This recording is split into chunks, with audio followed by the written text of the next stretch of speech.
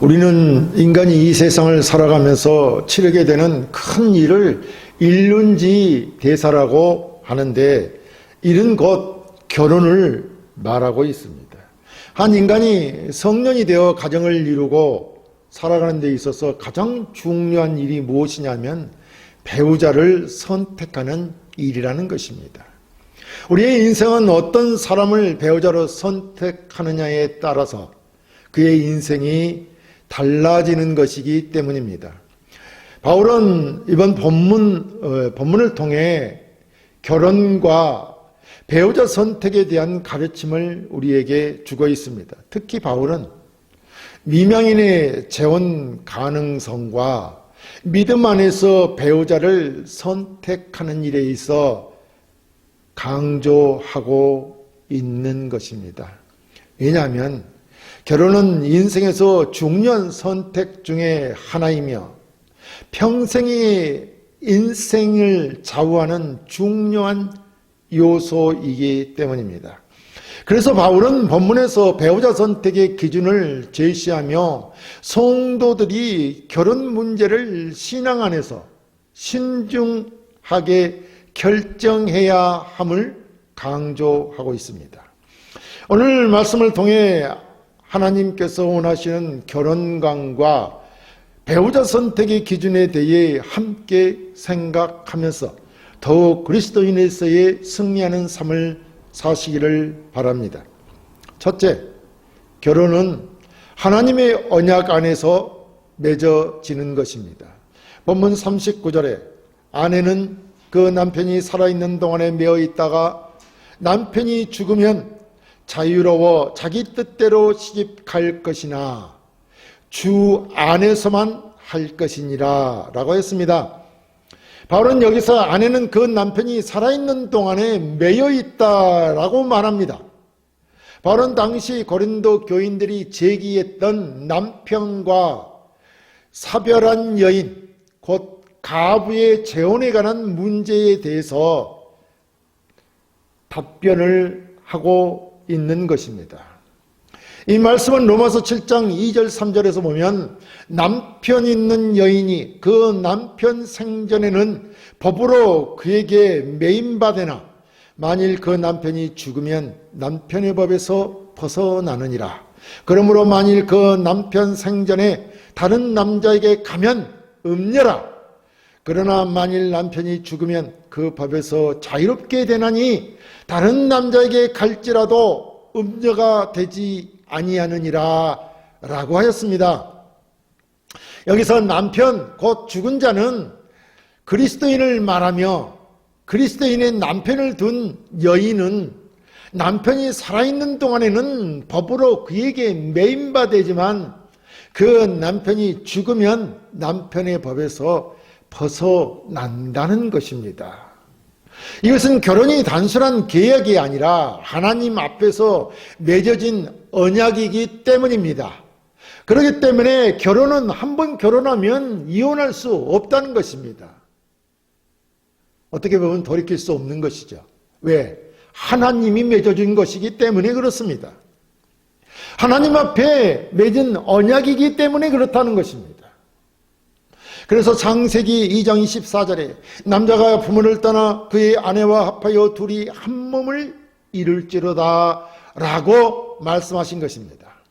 그러니까 결혼이 단순한 인간적 관계가 아니라 하나님께서 세우신 신성한 제도임을 강조하고 있는 것입니다. 당시의 유대교는 남자 본이었기 때문에 남자 위주였기 때문에 남자는 이혼이 쉽게 이루어졌지만 여자인 경우는 여러 제약들 때문에 쉽지 않았습니다. 그렇다고 해서 남자가 쉽게 이혼한다는 것이 잘됐다는 말이 절대 아닙니다. 자기의 유익을 위해서 남자들이 잘못된 결정들을 했던 것입니다. 성경과는 다른 결정을 했다는 것입니다. 그럼에도 여자는 그런 경우에도 여러 제약들이 많이 있었다는 것이죠. 그래서 바울은 남편이 죽으면 자신이 원하는 사람과 자유롭게 결혼할 수 있다고 말하고 있는 것입니다. 남편이 죽은 다음에야 다른 사람과 결혼하는 것은 죄가 되지 않는다는 것입니다. 그리고 이것은 이 결혼의 원리는 가부든 처녀든 동일하였습니다. 가부도 다시 결혼하든지 혼자 그냥 지내든지 자신의 뜻과 의지를 따라 결정할 수가 있었던 것입니다. 그런데 저들은 그리스도인들이기 때문에 조건이 하나 있었는데 그것은 주 안에서만 가능하였습니다. 무슨 말이겠습니까? 믿는 자는 믿는 자와 결혼해야 한다는 것입니다. 물론 주 안에서의 결혼은 미혼인 성도가 결혼할 때도 똑같이 적용되는 것입니다. 그러니까 성도가 결혼하는 데는 주를 믿는 신앙 안에서 해야 한다는 것입니다. 사실 성도가 불신자와 결혼하는 것은 하를 자초하는 것입니다. 여러 어려움이 따른다는 것입니다. 하나님 앞에 범죄하는 일들이 일어나게 된다는 것이죠. 왜냐하면 성도는 불신자와 그 가치관과 삶을 살아가는 목적이 다르기 때문인 것입니다. 성도는 무엇보다도 주님을 섬기는 것을 목적으로 하지만 불신자는 물질을 섬깁니다. 그래서 성도는 닥칠 환난에 대비하여 신앙적 각오를 단단히 하는 데 반해 불신자는 세상의 행복만을 추구합니다. 자신의 이익만을 추구합니다. 왜 그러냐 하면 성도는 결혼이 하나님의 언약이라고 생각하기 때문에 불신자는 오직 때문이고 불신자는 오직 자신의 육신적 행복만을 추구하기 때문입니다. 그래서 성경을 보면 룻과 나오미의 경우 배우자 선택과 재혼에 대한 예시를 보여주고 있습니다. 거기에 보면 룻은 남편을 잃은 후 시어머니 나오미를 따르며 하나님을 섬기는 삶을 선택했습니다. 결국 룻은 보아스를 만나 믿음 안에서 새 가정을 이루게 되었던 것이죠. 이는 하나님의 인도하심 안에서 결혼이 이루어져야 함을 보여주고 있는 것입니다.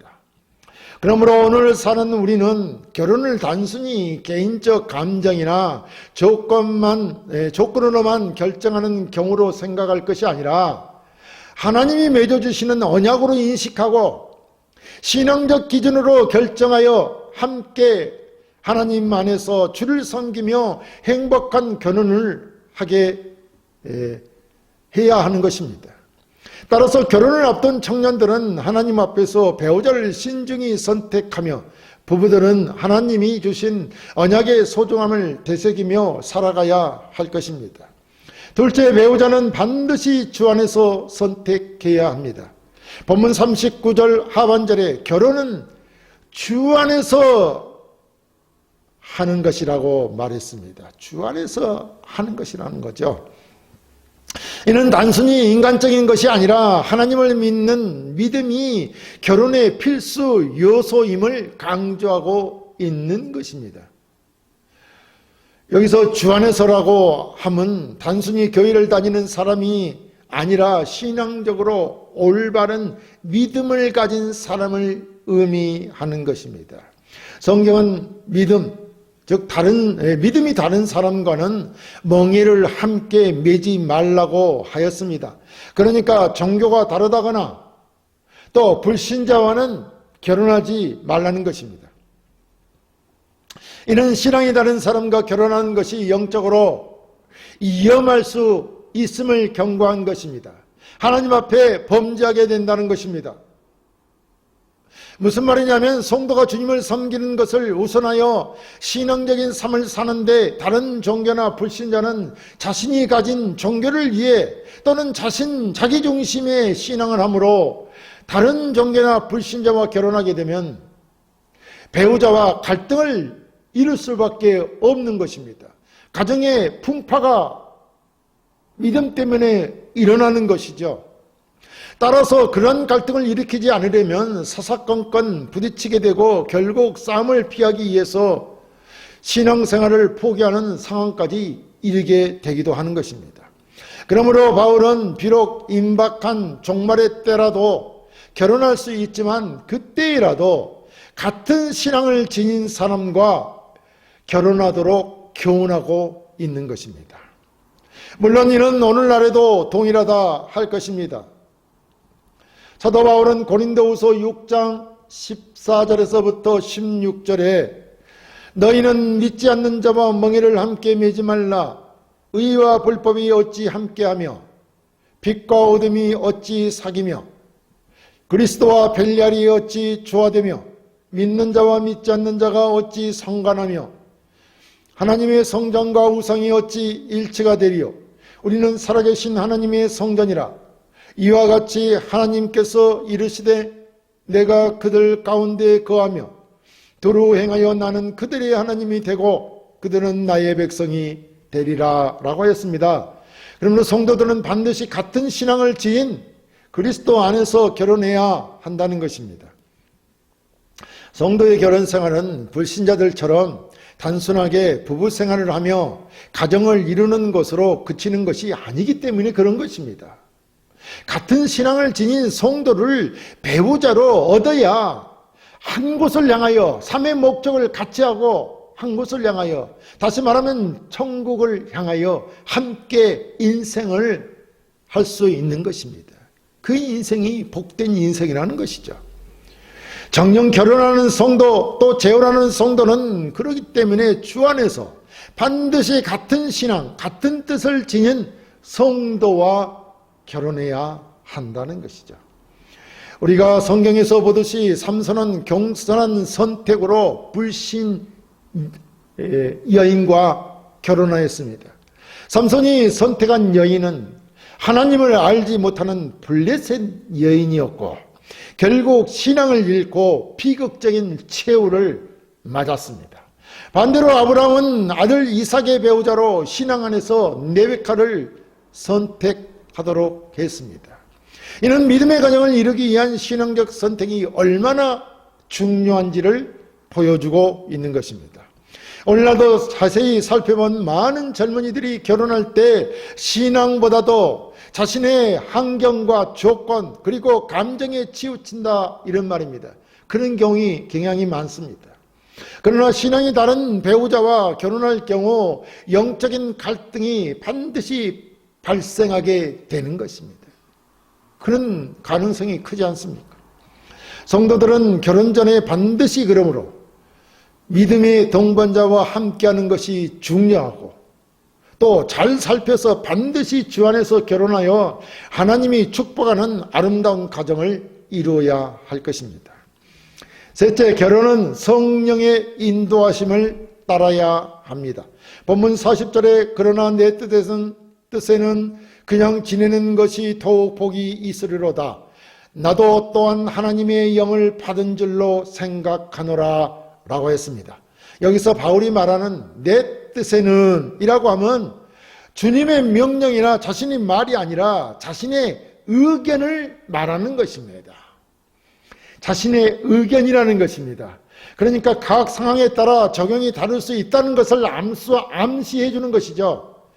그럼 어떤 상황이냐면 임박한 환난이나 재림의 때를 인하여 성도가 결혼하지 않고 혼자 그대로 그냥 지내는 것이 신앙에 유익하다는 것을 말하고 있는 것입니다. 바로 앞서 가부가 홀로 지내는 것이 좋다고 말한 적이 있는데 그것은 재혼이 육적으로는 복이 되지만 그냥 혼자 지내는 것은 영적으로 복이 될 수 있다는 것입니다. 왜냐하면 혼자 그냥 지내는 육신적인 고통을 피하게 되고 세상의 염려를 면하기 때문에 혼자 지내는 것이 좋다는 말이었습니다. 그 상황에 따라서 그렇다는 것이죠. 물론 이 말씀은 임박한 환난의 때를 만나게 될 때 생각해 볼 만한 것입니다. 바울은 더욱 자신의 뜻이 하나님의 뜻과 성령 안에서 말하는 것이라고 분명히 말하고 있습니다.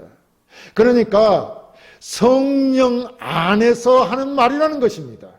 그렇다면 바울은 주님의 명령이 없는 내용이라도 주님의 명령이 없는 내용, 성경에 없는 말씀이라 하더라도 자신이 사도로서 올바른 판단을 내리고 있다는 확신을 가지고 있었다고 보아야 할 것입니다.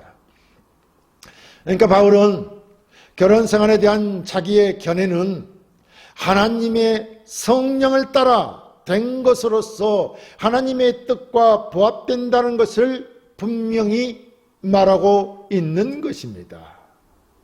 그렇다면 바울이 우리에게 주는 이 성령을 따라 행하라는 인도를 받은 경우에서 결정하라는 이 말씀은 무엇을 교훈하고 있는 것일까요? 그것은 주님을 믿는 성도들은 무엇이든지 먼저 성령을 따라 생각하고 행동해야 한다는 것입니다. 성도가 자기의 사사로운 뜻을 따라 말한다면 그것은 하나님의 뜻과 반대되는 말이 될 수도 있기 때문입니다. 그러므로 교회의 지도자들은 항상 성령을 따라 말하고 가르쳐야 함을 잊지 말아야 한다는 것입니다. 그렇다면 우리는 성령을 따라 말하고 행하기 위해서는 어떻게 해야 될까요? 우리가 일상적인 삶을 살면서 어떻게 성령을 따라 말하고 행하기 위해서 어떤 행동들을 어떻게 우리가 믿음의 행위들을 취해야 하느냐 이런 말입니다. 그것은 성도는 무슨 일을 하기 위해서는 먼저 기도해야 한다는 것입니다. 왜냐하면 기도하면 성령께서 반드시 도우시고 하나님의 뜻이 무엇인지 알려주기 때문입니다. 로마서 8장 26절에 이와 같이 성령도 우리의 연약함을 도우시나니 우리는 마땅히 기도할 바를 알지 못하오나 오직 성령이 말할 수 없는 탄식으로 우리를 위하여 친히 간구하시느니라 라고 했습니다. 이렇게 성령께서 우리를 도와주신다는 것입니다. 어떻게 도와주시느냐 하면 성경에 아무 말씀이 없으니 우리가 어떻게 해야 될지 어떤 결정을 해야 될지 모를 때 기도하라는 것입니다. 그러면 하나님이 어떻게 도와주시느냐 하면 성령께서 우리를 깨우쳐 주님의 말씀을 생각나게 하시고 말하게 하신다는 것입니다. 하나님께서 말씀이 생각나게 해주신다는 것입니다. 왜냐하면 성경은 성령의 감동으로 기록된 것이기 때문에 성령을 따라 말한다고 하는 것은 곧 성경 말씀 안에서 말한 것이라 할 것입니다. 그러니까 우리는 내가 도대체 어떻게 해야 될지 모를 때 성경 말씀도 생각나지 않고 도무지 찾을 수가 없을 때 그때 기도하라는 것입니다. 그럴 때 성령께서 인도해 주실 거라는 말입니다. 또 하나 더 보자면 신앙 양심에 따라 말해야 됩니다. 물론 이와 같은 경우도 우리의 기도하는 기도가 먼저인 것입니다. 다시 말하면 기도는 우리가 무슨 행동을 할 때 생각하고 행동할 때 우선되는 것이고 절대 빠질 수 없는 것입니다. 그 다음에 우리가 그럼에도 불구하고 어려움을 겪을 때 신앙 양심에 따라 말해야 하는 것입니다. 성도의 몸과 마음은 성령의 전이라고 했습니다. 이는 성도의 양심도 성령께서 주관하고 계신다는 것입니다. 그러므로 신앙 양심 안에서 말하는 것이 곧 성령을 따라 말하는 것이라 할 것입니다. 이렇게 성령을 따라 말하는 성도는 다른 사람을 축복하는 말을 하고 유익을 주는 말을 합니다.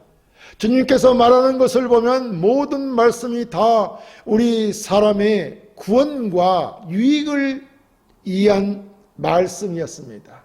주님이 하시는 말씀은 다 우리에게 유익되는 말씀이었다는 것입니다. 따라서 바울은 단순한 개인적 의견이 아니라 성령의 인도하심 속에서 말하는 것이며 결혼에 있어서도 그 결혼 자체를 부정하는 것이라기보다 상황에 따라 독신이 더 유익할 수 있다는 말을 하고 있는 것입니다. 독신으로 살라는 것이 아니라 상황의 어떤 상황에서는 독신으로 사는 것이 더 유익할 수 있다는 말이죠. 사실 성경은 결혼이든 독신이든 하나님의 뜻을 따라 선택하라고 말하고 있는 것입니다. 사실 바울 자신도 독신으로서 하나님께 헌신한 대표적인 인물이었습니다. 우리가 오늘 알아야 할 것은 분명히 결혼은 하나님의 축복입니다. 그러나 결혼하지 않고 독신으로 사는 것도 하나님께서 주신 특별한 사명일 수 있음을 알아야 합니다. 현대사회에서도 결혼이 필수적인 것이 아니라 하나님께서 각자에게 주신 부르심에 따라 결정하는 것임을 알고 성령의 인도심을 따라 신중히 결정해야 할 것입니다. 사랑하는 성도 여러분, 오늘 우리는 말씀을 통해 결혼이 단순한 개인적 계약이 아니라 하나님 앞에서 맺어진 언약임을 알았습니다. 또한 우리는 평생을 함께할 배우자는 반드시 믿음 안에서 선택해야 하며 결혼과 독신은 하나님께서 주신 소명임을 알고 신앙 안에서 신중히 결정해야 할 것입니다. 오늘날 결혼을 앞둔 모든 사람들은 하나님께서 원하시는 배우자를 찾기 위해 기도하시고 이미 결혼한 분들은 하나님이 주신 가정을 소중히 여기며 주 안에서 성령의 인도하심을 따라 살아가야 할 것입니다. 또한 독신으로 부르심을 받은 분들은 하나님 나라를 위해 헌신하며 사명을 감당하시기를 바랍니다. 우리 모두가 하나님 안에서 가정을 이루고 그 가정을 통해 하나님께 영광 돌리는 그러한 복을 누리시기를 주의 이름으로 축원합니다.